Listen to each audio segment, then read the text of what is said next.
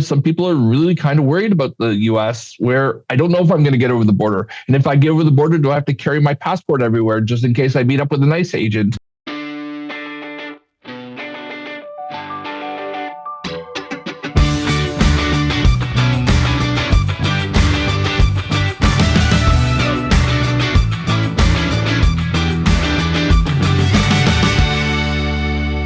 Back on Closer Look for another week across the Village Media Network. You know, you often wonder what kind of an impact a show like ours has. And I'll tell you what kind of an impact we have. Last week we talked about cloned meat. Yes. Then what happened over the weekend? All of a sudden. It happened the same week. Well, Health Canada says, whoa. I don't know if we want to take credit for that, but we can, you know. Basically, well, in all fairness, we should give Dr. Charlebois some credit. Yes, yeah, I think it was Dr. You know, he's been great. We'll also take some. He was sounding the alarm. Yeah. For those who missed it, we did an episode on the ethics of cloned meat and whether you'd actually eat cloned meat, and the fact that, and this is not, again, to be clear, not lab-grown meat. This is meat from cloned animals and the offspring of cloned animals. Yes.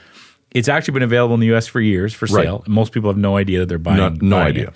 They were going to change the rules here in Canada to allow it with no labeling. I know one producer sounded the alarm. Dr. Charlebois, who was our guest, sounded the alarm. It was not that he thought it was unsafe, because actually, when I went and did some reading over the weekend too, it's pretty safe. I mean, all the evidence, scientific evidence, that there's no difference. It's fine. It was more the reluctance on the part of the government, that's right? And it's also the fact that, okay, that's fine, but you still got to tell people what they're getting, right? You know, this is from a cloned animal. That's where we come in. As Dr. Charlebois said, it was about transparency, not safety, right? Right. So, yes, you're right. So, Health Canada changed the rules. We put out a show, Health Canada changed the ruals. I don't want to say that's why it happened. I'm not saying but if you want to think connection. that's why it happened, that's fine. If you want to connect those dots. Yeah. You can just draw a crooked line to those dots, however you want to do it. But it's true. Right. So, that's not going to happen. They've paused it indefinitely. Yes. They're going to do some more public consultation. Yeah. It sounds like they still want to do it. And their little statement makes it clear that if you go on the link, we can put it in the story today. There's a lot of research done, and they pointed that research that it's safe. Yes. But definitely a talker, and we just wanted to update people on what was happening. All right. Also last week, we spent some quality time with former Ontario Premier Dalton McGuinty. Yeah, that was a great opportunity to sit down with the former Premier. You know, as you can imagine, this had a lot of commenters on there thinking about how they feel about Dalton McGuinty, and just like commenters often will write how they feel about all kinds of different politicians. Yeah. But it was an enlightening conversation. I think it just reminded me too of how difficult politics is. And I'm not excusing any politician or defending any politician, but it's a hard undertaking. Ugh. If you want to be the leader of anything, it's tough. Yeah. You want to be the leader of the province or the leader of the country, you take everyone's slings and arrows, and that's just the way it is. Yeah. So you can agree or disagree with Premier McGuinty. He's 70 years old now. He hasn't been the premier for 13 years. His book was very good. We both read it. Yeah. It was an interesting book, had some, good insights on leadership. And we did ask him about the gas plant scandal, because that's the one scandal that just seems to live forever. Yeah. It's never gone away. It's the thing that people who are perhaps don't like the McGuinty years most point to about his years. And he answered it. And he actually talked about how he even addressed the fact that his former chief of staff was sent to jail over the wiping of those hard drives. Yeah. I thought he answered those questions fairly and didn't shy away from them. He answered them. And you talk about the slings and arrows. 13 years later, if you read the comments on YouTube or on any of our sites, he's still taking heat. He still takes it. And I think that but as he said on the podcast, I don't think about that stuff. No. I can't. And I think it's a good point. You can't spend your whole life thinking about what other people think. You have to look at yourself and say, and what he did ask for, I think what every politician asks for, and it might be a bit of a stretch, but they all asked to be judged on their whole record. Right. Look at me for all the things I did, not for this one thing that we didn't do very well. And he said it wasn't a good decision. They made a mistake. Yep. It wasn't the best move. But that's, as he said, it is what it is. That's history. It's there. That was his quote. It is what it is. It's there.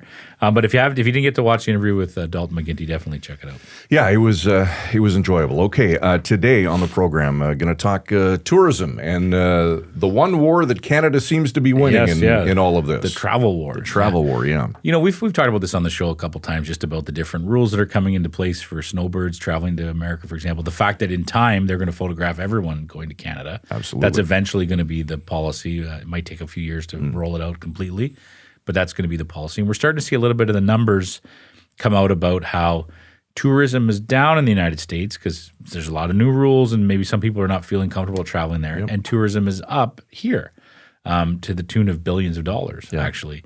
So you have people, there's a few things going on. You have people from outside of North America saying, I want to go visit America, and they're saying, you know what, maybe I'll go to Canada instead. And so they're traveling to cities in our country.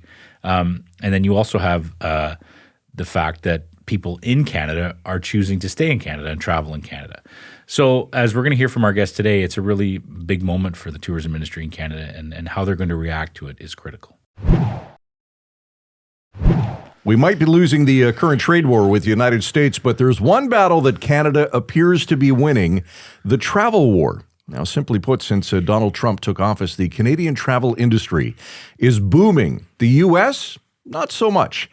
Here to help us break down the numbers and provide some context is Wayne Smith, the director of the Institute for Hospitality and Tourism at Toronto Metropolitan University. Professor, appreciate your time. Thanks for joining us tonight.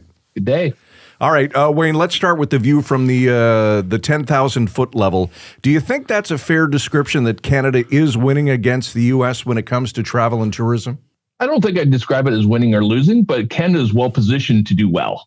So a couple of things, tourism is a safety industry. It's very much a safety industry and always has been. People need to feel good about where they're going. They need to feel like they're going to be welcomed. They need to have ease travel, easy to get over the border, the convenience of it, and they want to feel safe in the environment that they're in. And Canada is offering all those things right now, where some people are really kind of worried about the U.S., where I don't know if I'm going to get over the border. And if I get over the border, do I have to carry my passport everywhere just in case I meet up with an ICE agent? And all these types of things, it creates a worry that makes people say, okay, maybe I need to think twice about that. All right, let's dive into some of the numbers a bit, Wayne, if we can. The U.S. Travel Association, a nonprofit industry organization, is forecasting a 3.2% decline in international tourism spending in the U.S. compared to 2024, a loss of $5.7 billion U.S. Some of that is the fact that fewer Canadians are crossing the border. But what else is driving that? Well, a couple different things. The U.S. is changing regulations quite a bit related to getting a visa. So they've made it much more difficult and much more challenging and time-consuming to get a visa to enter the U.S. So if you're not from a non-visa waiver country, you're going to be spending a lot of time and a lot of effort just to get the permission to go to the U.S. And then even when you get to the border guard, just because they approved you doesn't mean you're going to get in. It's still at the border guard's discretion whether or not you get in. So you could be taking months and potentially hundreds of dollars to get for the border guard to say, sorry, we're not going to let you in. No. So when you get into that situation, it creates one where people get really nervous and worried. The World Cup is supposed to be a huge boon for the U.S. next year. But once again, there are certain countries that if they haven't start putting in their border stuff, their visa waivers right now, they may not get it in time to go to the World Cup next summer. It's crazy. It's a good point. Are you surprised we're seeing different numbers about just how many fewer Canadians are going across the border? I think we've seen a decline of 21% in air travel between February and October, a 33.5% decline in land travel. Do those numbers surprise you? Do you think it would be that much? Okay. The numbers are actually higher than what you think. Because a couple different things. Remember, that's people who cross the border, like all traffic over across the border. So if you're a truck going across the border, you get counted in that. If you're a person who works in Windsor and goes to work in Detroit, or, and there's a lot of Canadians who do that, that gets counted. So if you're looking at pure tourism as we think about tourism, that number is actually much higher as a percentage, because a lot of that travel that you're seeing going over the bridge is business and everyday type travel. How much of the shift is emotional versus practical? Wayne, are Canadians truly worried about being hassled at the border, or is this more about making a point over tariffs and perhaps some political rhetoric? Well, let's just say they're one and the same in this case. So what happens is that, I don't think any of these decisions are being made in a vacuum, right? It's just one thing that's going to do it. When we decide this type of things, we think about, okay, we have this very valuable time. My vacation time is extremely valuable. So if you only get 2-3 weeks a year, that time is extremely valuable. This is also really expensive to go to the States anywhere. You're probably talking $300-400 a night in hotel rooms just alone. You start adding in fees, you start adding in everything, and it's a large expense. So when you're doing that, you want to reduce the risk as much as possible. So what you're going to do is you're going to be looking for a place where you can maximize and optimize your dollar spend and feel comfortable in doing so. And I think this is what we're seeing here with Canadians is that, okay, I'm not comfortable maybe supporting some of the political part of it. I'm not comfortable that I can cross the border and I may not get what I'm paying for. And these are all things that in a safety-based industry where you need to feel safe and secure to go to a destination, these are things that are going to be really, really important in the grand scheme of things for people to choose going to your destination. One of the things that a lot of people don't realize, that World Series, when people looked at Toronto and they looked at the stands behind the thing and they saw that multicultural environment, that created a whole impression of being welcome to Canada for around the world. And that look was tremendous. And I think it's going to put Canada in well stead when we get into the World Cup next year. That's a great point. That's a great point, right? Because what you're saying is if I'm a traveler, say from Europe, for example, or from another part of the world, and I'm thinking, I want to go to North America. Do I want to go to New York? Well, maybe I'll go to Toronto instead, just because of all those reasons you're saying. Is that what you're saying? Yeah, and we're going to see people choose Vancouver or Toronto because, once again, ease of travel to get in. If you're from Europe, the euro versus the Canadian dollar, you're getting a discount trip. And then you add in top of that is the hassle-free of it. So, and I'm going to feel comfortable in this environment because I'm going into multicultural communities. So I can find the things that I'm going to feel good about and be welcomed in that community. And I know I'm going to feel welcomed. Let's talk a little bit more about that, Wayne. If you're a Canadian tourism business, what should you be doing right now to capitalize on those types of examples that you just brought up and this rare advantage? Well, I think what you need to do as a business right now is deliver quality service. And I think that's one of the big things. This is a chance to not just capture people for 1 year. This is a chance to capture markets for years upon years. Right. So you take a place like Halifax, who had a big year this year, probably the biggest winner across the country. And they had a bunch of visitors from Quebec. Instead of going to Old Orchard across the border, they went to Halifax. And if they had a great experience, that family tradition may not be going to Old Orchard anymore. That family tradition could be going to Nova Scotia or New Brunswick or PEI. And it's the same thing that you're seeing, once again, if you're from Calgary or if you're from Vancouver, instead of going south of the border, right? Maybe you're going to go to Jasper. Maybe you're going to go to the Okanagan and make that your family trip. And these are things that I think are going to be really important, that it's important. The industry needs to recognize this and provide really good value from dollar. That's a great point. I'm sorry, I'm so distracted. Ever since you brought up baseball again, it just had me all nostalgic, realizing how much I miss baseball. Now I'm depressed, Wayne. I'll try to get over it. It is amazing, though, right? The tourism industry in Canada must feel pretty good right now, because what's kind of the U.S. loss is our gain. We're seeing that increase. I believe the numbers, Destination Canada, the country's tourism organization estimates year-over-year total tourism revenue for the lucrative summer season actually increased by about $3.3 billion. I'm assuming people in the industry that are talking to you are feeling pretty good right now? The industry's feeling pretty good, but once again, it's just a step. And people can understand that tourism can get very cyclical very quick.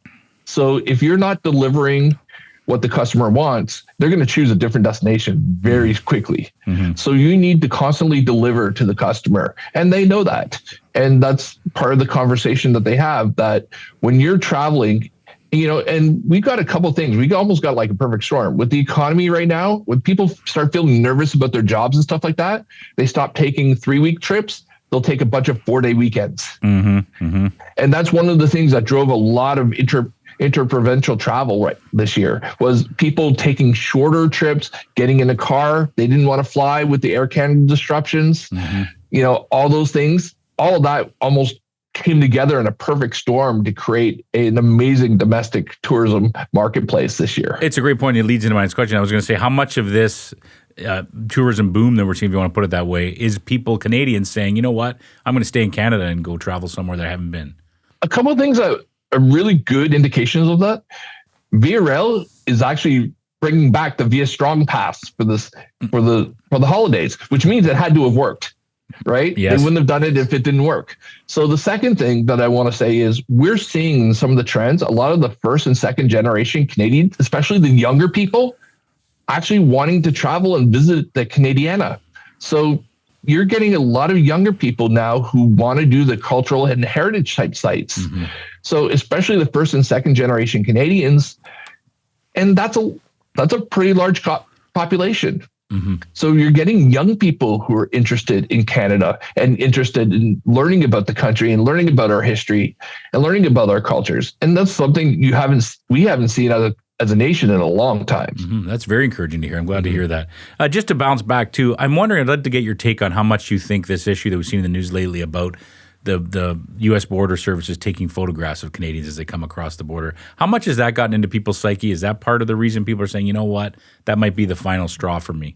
Well, a lot of this is because you're dealing with the snowbirds. Mm-hmm. So it's if you're going over 28 days, they're going to photograph and fingerprint you, basically. They call it biometrics. Mm-hmm. But the idea of it is, most of us, especially in certain categories, realize the U.S. has it already. It's not that big of a deal. And you travel to Europe, you travel anywhere, they're going to do the exact same stuff. Mm-hmm. So it's really not that uncommon. However, there is this idea that, especially amongst a lot of the seniors, this is one more barrier that you're putting up. I'm going to come down and I'm going to spend 3 months and I'm going to pay rent or buy my mortgage. I'm going to buy all my shopping down there. I'm going to spend tens of thousands of dollars, and you're going to make me feel like a criminal coming over the border. For a lot of senior snowbirds, that is a bridge too far. And you're potentially costing yourself a lot of money for very little security gain. Wayne, you mentioned a bridge, and that's a nice segue to my next question. We're located in Sault Ste. Marie, Ontario, on the border of Michigan, Sault Ste. Marie, Michigan. Mm-hmm. And the bridge for the longest time was just bumper-to-bumper traffic going across. These border communities have to be getting hammered. Now, this is going to be the next big story coming out in the new year. The way U.S. does taxation is the feds work on a certain level with income and stuff like that. But most of the local and state taxes, a lot of that comes from the tourism industry. Mm-hmm. So you're going to see places like Niagara Falls, New York, or Buffalo, New York. You're going to see places like Orlando or Las Vegas have big time tax shortfalls. And they're going to have to cut services and they're going to have to cut different things because of the lack of tourist taxation. So these communities, these border communities going all across, are going to face a heavy, heavy tax burden as a result. They're either going to have to cut services or raise taxes to cover up some of this cost, because the tourist taxes often are a big chunk of their municipal revenues. It's a great point. You can imagine the reckoning that's coming too, because it's an issue. The people in border communities understand this. We've heard U.S. senators and Congress people talk about this, that these communities they represent are in big trouble. But it seems to be falling on deaf ears, at least in the United States, Wayne. Well, and the thing about it is, it's not going to come across till next March when they're having to pay the tax bill. Mm-hmm. The budgets are done. You're going to get into a new fiscal year. Then they're going to look around and say, we had a shortfall this year of this, and this. Mm-hmm. And, and the thing about it is, the way the U.S. taxation is done is local and state taxes are especially going to be hurt by this. Yeah. Nevada is going to take a beating this year. Las Vegas, its county, it's going to take a big beating. So we're starting to see some really big challenges. And Orlando is another one that you're starting to see talking about, okay, what services are they going to end up having to cut as a result of this? Mm-hmm. It's the cultural shift too. I don't know if you saw over the weekend, but there's that big security conference in Halifax happening now where U.S. politicians, Canadian politicians, lots of experts have gathered to talk defense security. Democracy is the big theme of this year's conference. And I believe it was a U.S. Senator from Maine who brought up an interesting point about how the deeper problem, as far as he sees it, is the cultural break, right? Yes, it's the economic break, but it's this idea that Canadians don't think of Americans as their friends anymore. That idea seems to have stuck, and that they think of them as adversaries, not neighbors. And we're seeing that in the border communities we're talking about. Is that something you think will linger as long as, say, this current administration is in place, or is this something that we can repair? I want to flip this on its head a little bit. Us as consumers, we're very habitual. If we like a certain brand and we like a certain things, we keep going back and back and back because we know we're going to get a good experience with this. What we're doing now is what our friends in the US have done is break the pattern. So instead of going to Vegas, instead of going to Orlando's, instead of going to Old Orchard, instead of going to Bellingham, pick your place across, you're breaking new patterns, and these people are now visiting other places. And you're opening up a whole opportunity for them to capture that marketplace that's going to stick around for quite a while. So whether or not I've not seen any numbers on how long we think this is going to last in terms of the distrust, but I will tell you that it is driving consumers to look at a whole bunch of new places. So, for example, a lot of snowbirds are now looking at Portugal. A lot of snowbirds are looking at Mexico or the Dominican Republic. And they're finding, hey, the healthcare costs are cheaper, more accessible, less taxes, less paperwork. And all of a sudden, if they're finding alternatives, they're going to stay with the alternatives if the alternatives work for them. And this is one of the things that when you break a pattern, the consumer will look for a better alternative. And if they find it, they're going to stick with it. Wayne, not to make this personal, but why not? We're all friends here. Are you traveling to the U.S. or have you recently, or anything in the near future? Well, I used to have a green card once upon a time, and I have several friends and several family members down there. I don't know is the question. I keep waiting and waiting and waiting, and if something changed, maybe I as a professional who understands this, look at it and say, yes, no, yes, no. Yeah. And I'm not sure what I'm going to do, to be honest with you. I want to be supportive of the Canadian industry because it's a wonderful industry, but I have friends who are in their late 70s who can't travel to me. And I would like to see them. You're right. And I think you nailed it on the head. We're all struggling with that same question. We're not tourism professionals, but we're struggling with that too. I know we had that debate in the summertime about whether we head over the border because we go to Michigan every summer and check different things out. And it was a tough decision. A lot of things to think about. Yeah. And the thing about it is that, it feels a lot riskier than it ever did before. And that one feeling can make a big difference in the marketplace. I know you have to go in. I want to ask you real quickly. Wow. When we look back on this period of time for the tourism industry, say a decade from now, what do you think it will show us? It'll show us that did we take advantage of this opportunity as a Canadian tourism industry? We have a lot of people who are interested in us. We have a really good opportunity to establish new travel patterns, especially amongst young people. We have Europeans coming to visit, particularly the East Coast. The Asian market, it was really interested in the West Coast and in the North.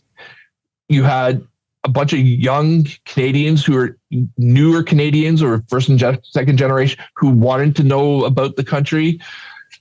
All these things put together, we have an opportunity to create a sustainable tourism marketplace that I think could go a long way and be established for a long time and be very profitable on one side, but also nation building on the other. So I'm hoping that we take advantage of this opportunity to really build something special. Let's hope that's the case. Okay, we know you got a lot of exams to mark, Wayne. Before we let you go, though, anything that we didn't cover tonight that you'd like to mention? Well, I think the one thing that when we start talking about this industry that I'd like you to kind of keep in mind is that, what we need to understand is how do we create travel that people feel safe, people feel welcome, and people feel like they're going to get value for dollar. We do those three things, we're going to be in a really good shape. Our friends down south are kind of actually kicking all three of those down the street. And it's going to hurt them long term. And even domestically, where the domestic market in the States, where people don't feel good about jobs, you're seeing these layoff numbers all over the place. You're seeing all those. Their domestic market is going to get hammered. And we have believe it or not, with the Canadian exchange rate, we have a really good opportunity to capture a lot of those Northeast or Northwest Americans coming to Canada. So there's a lot of opportunity here that if we took advantage of, we could create jobs for our communities for a long, long time.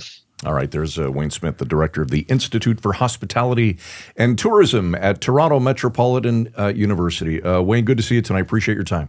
Thank you, and anytime. I don't know about you, but every time I think about the possibility of going stateside, I feel guilty.